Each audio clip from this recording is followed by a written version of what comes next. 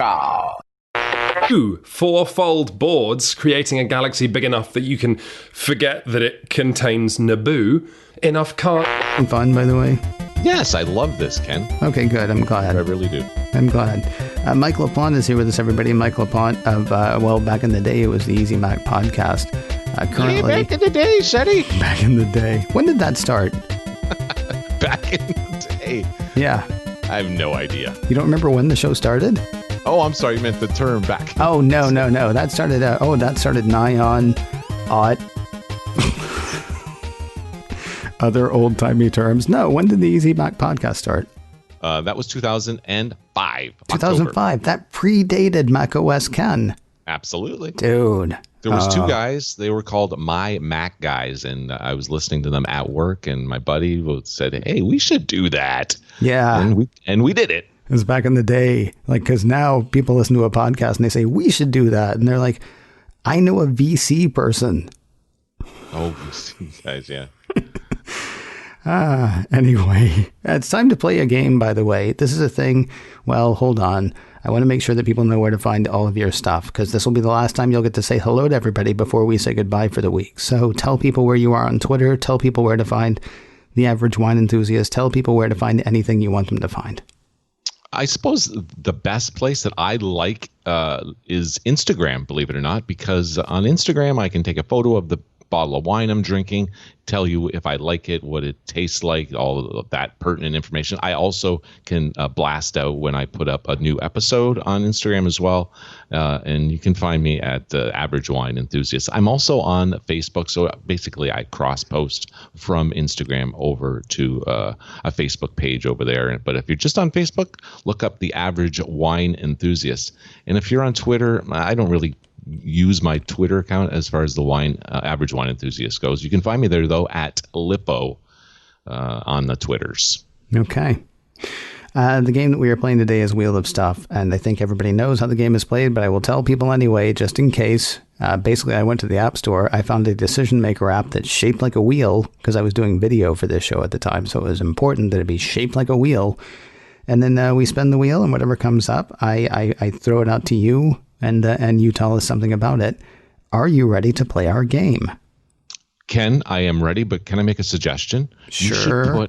There should be some sound with this. Either the sound of, like, the wheel on Price is Right when they spin the wheel. Yeah. And maybe even some music. Well, dude, there is sound for this.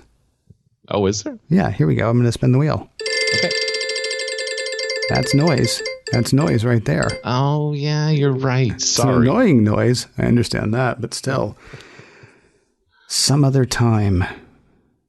You said the other day that you're 45 plus, so we can all figure about when you were born, 1938, 1960 something, 1970 something. You were born, around the same time I was. Let's say you had to be born or could be born in another time. There's another time that you're like, oh man, if I'd been there then, or if I could be there then, that'd be the time for me. What time is it, Mike? It isn't very far off from when I really was born, because I honestly think that there was a golden age for humanity, and it was in the 1960s. However, I was born in the 1960s.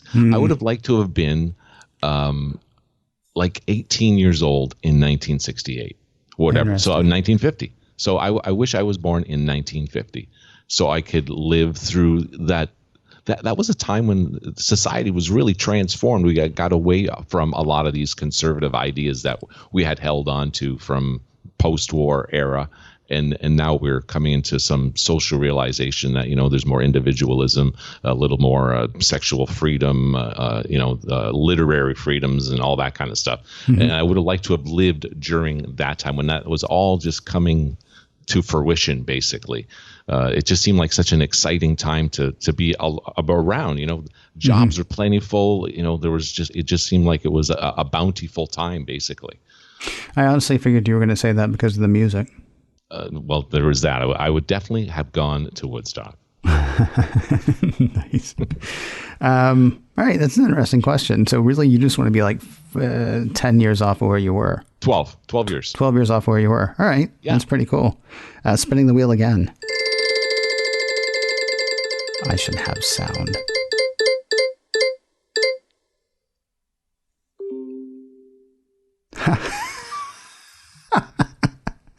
What's your alignment? Do you play D&D? Have you ever played D&D? I have never played D&D, but I have a really good friend who plays on a pretty regular basis. Role-playing games of any kind. What would your alignment be? Are you familiar with the alignment thing?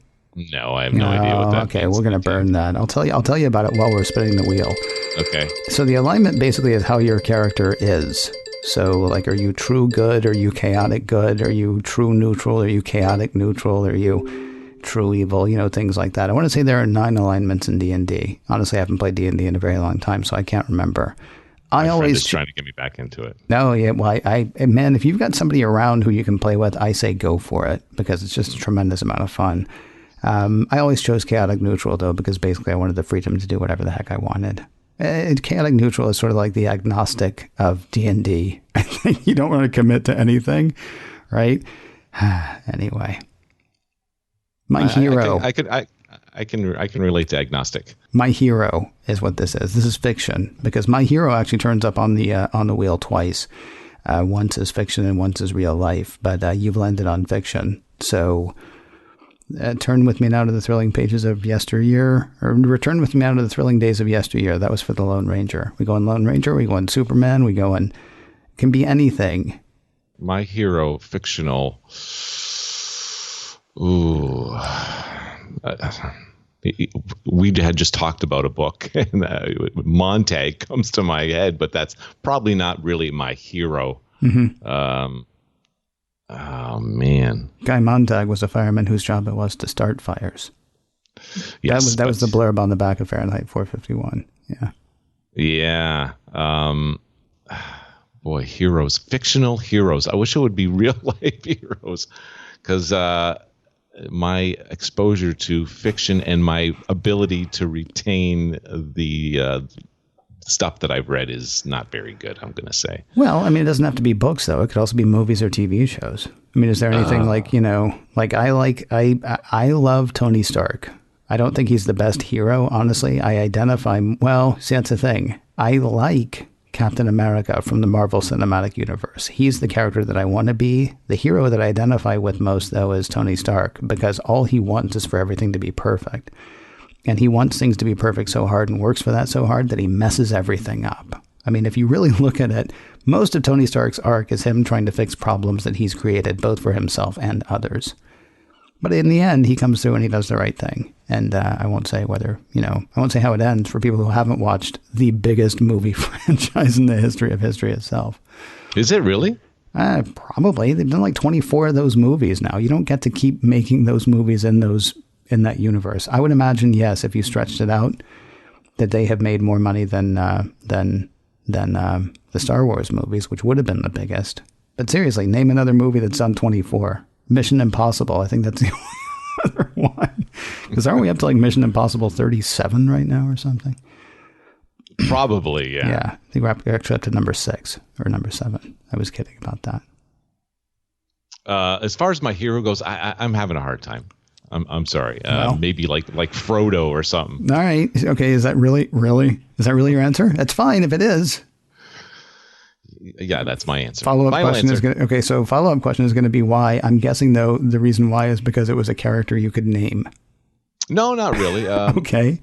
No, it's just he was trying to do the right thing in a world of so many different influences on him. Evil influences, people, love influences, and good influences, and then, of course, the influence of the ring.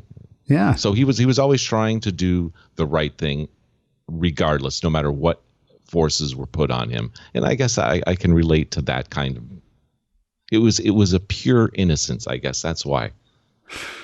That is a wonderful answer. We're spinning the wheel one last time. All right. I don't even care that it took you 20 minutes to think of a hero. It was a wonderful answer when we got there. I could have been. Oh, this is tough. I know what you've done. You dabbled in podcasting. You're doing the new media thing. You spent your career building cars. Or overseeing. I'm also a musician. And you're also a musician, yes. Mm-hmm. What could you have been? Like, when you think about it, is there anything that you're like, oh man, I wish I had pursued that. I wish that's what I had done. Or, I would have been just as happy doing that, so it would be okay. You could have been a what? An astronomer. I always wanted to be an astronomer. I always wanted to study the stars in a really high capacity. Like I wanted to go to a telescope and find something, or have one of my minions find something, and then, work on that wherever it is. And I always wanted to know that kind of stuff. And the fact that I didn't go into it made me like totally reject it. Like I always wanted to study the stars, like, and find out what all the constellations were and how often you see them in the sky. I always wanted to be that guy. Oh, they're over there. There's, Orion's belt or whatever. Right. I always was very interested in that. And the fact that I didn't become an astronomer, it makes you feel like I was such a failure I should have gone ahead and pursued that. But the fact that I didn't, I don't want to know anything about it. Really? So like if somebody said, oh, you can get telescopes now where you can actually see, X, Y, Z, you're like, no, that's just Fisher Price. I build cars for crying out loud. That's exactly. Really? Yeah, that's how I think of that. It's a character flaw. What can I say?